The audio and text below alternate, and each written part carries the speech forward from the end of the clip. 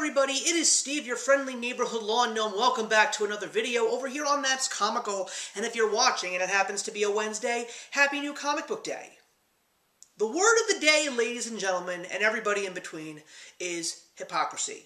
Because I am, in this recording, going to admit that I am a huge hypocrite. Because I said many months ago about a certain show that has been out for quite some time, and quite frankly, a very popular show on Amazon Prime, that after seeing the last season that I am not going to watch this show again. And that, of course, was the animated sensation Invincible, of course, based on the Robert Kirkman and Ryan Ottley comic. Based on my feelings with Season 3, I didn't understand what was going on, I didn't understand where the story was going, and I just said, I think I'm tired and I just don't want to watch this show again. Wow.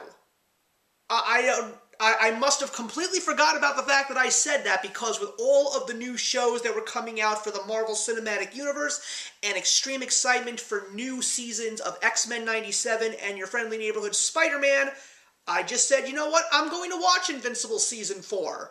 And I have to say, even though I will admit once again that I am a hypocrite for saying that I was never going to watch this show again, boy, am I glad that I watched Season 4, because not only is it now officially gotten me back onto the hype train for this show, but it has given me a lot more to think about than just watching the new season when it comes out, and that's, of course, going to be the 5th season. The show took all the loose ends for me personally and tied them all up, and we now are back on a straight plot to the next big story. Based on what happened in Season 3, because there's a lot of things that I didn't mention, because of course you don't want to give spoilers, and you want people to check this show out for themselves, even if you're not really 100% into it. But two major things happened at the end of Season 3. One was the official meeting between the alien Cyclops Alan and, of course, Nolan the Viltrumite, Mark's father. And when the reveal about Nolan being a Viltrumite comes to Alan, he sees something that he had never seen in a Viltrumite before, since a very specific Viltrumite from years ago. And that is one that understands the errors of his ways, needs to make a change, and at the same time bring down the Viltrumite Empire, because he knows what the outcome is going to be, considering that he was a part of the collective hive mind. The other thing was the big battle, believe it or not, the 2 episodes that I thought were incredible from Season 3, and that was the battle between Mark, aka Invincible, and the Viltrumite Conquest, who came down to Earth to see what Mark was doing in terms of conquering Earth, and because he was failing his mission, it was time to take Mark down. And it ended in a crazy, bloody battle, also almost causing the death to Mark's love interest, of course, the superhero in Adam Eve. So we're now into Season 4, and some errors were made, and some not so much, but one of them was the fact that Conquest was kept alive by the United States government, and also Mark is now dealing with a lot more struggles because of the fact that he has actually killed. For the greater good, but he has killed, and he doesn't like the fact that he has killed because he doesn't want to be in the same wavelength of the attitude of the Viltrumite, which is a cold-blooded killer for the sake of conquest. He is not that guy. And he hates the fact that he might be starting to become that guy based on other events that have taken place in the past couple of seasons, where people are coming from every which way saying that he is eventually going to be just like his father and destroy the planet Earth for the purposes of conquest and for the Viltrumites to take it over. And probably the biggest surprise for Mark is when he's truly down to his lowest, Alan and Nolan, from a massive prison breakout, show up on Earth and say, Mark, we need your help.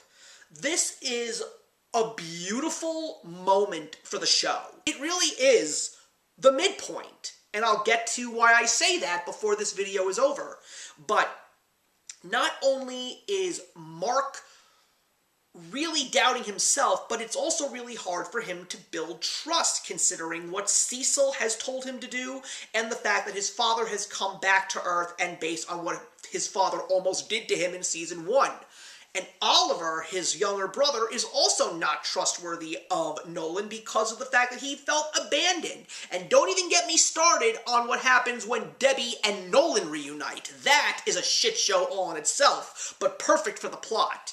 But in the end, Mark believes that his father is right. The only way to destroy the Viltrumite Empire and stop this possible future from happening on Earth is to take the fight to the last remaining Viltrumites in an all-out war. They have a lot of help from very unlikely allies, and when we get to that massive battle, and we also meet the leader of the Viltrumite Empire, Thrag, voiced beautifully by Lee Pace, by the way. It is everything you could ever want from a season of Invincible, and it was spectacular.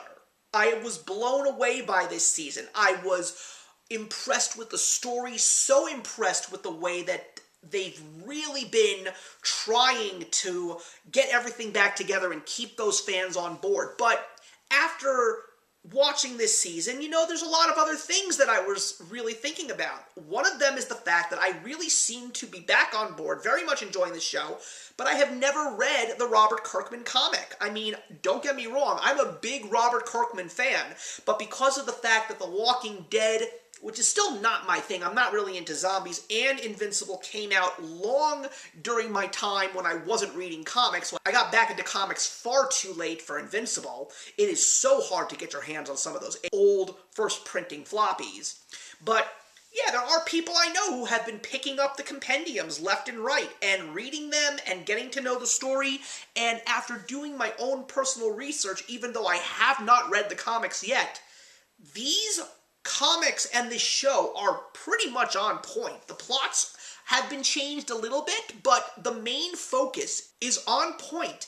And we have actually literally reached the midpoint. The Viltrumite War that takes place in Season 4 is literally the midpoint of the comic series. We still have half of the Invincible comic series to go.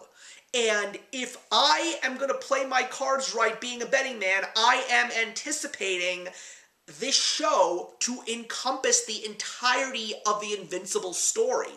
So if we are already at the midpoint, I am really excited to see what the second half of Invincible's story is. I haven't spoiled myself. I've looked at a couple of covers, and let me just say I am very, very intrigued. So, ladies and gentlemen, and everybody in between, I am happy to say that I am back on the Invincible train. I thought that Invincible Season 4 was phenomenal, and it might actually be one of my favorite television shows so far this year. Based on seasons, of course.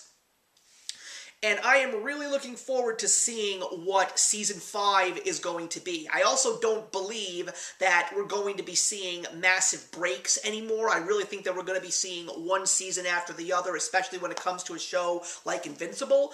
And I do feel at some point in time I am going to pick up those compendiums and I am going to read the comics, because based on what I have been watching, especially with Season 4, it also makes me want to watch the series all the way back from episode 1, because now that I can see such a large chunk of this story, I'll probably get a much better perspective and anticipation for Season 5, but at the same time, my appreciation will probably grow so much more for the 2 seasons that I really was not 100% on board with. I wish that I could say the same for the Amazon Prime series, The Boys. That is unfortunately not my thing. And ironically, I am also starting to realize that Garth Ennis as a comic book creator is not my thing either.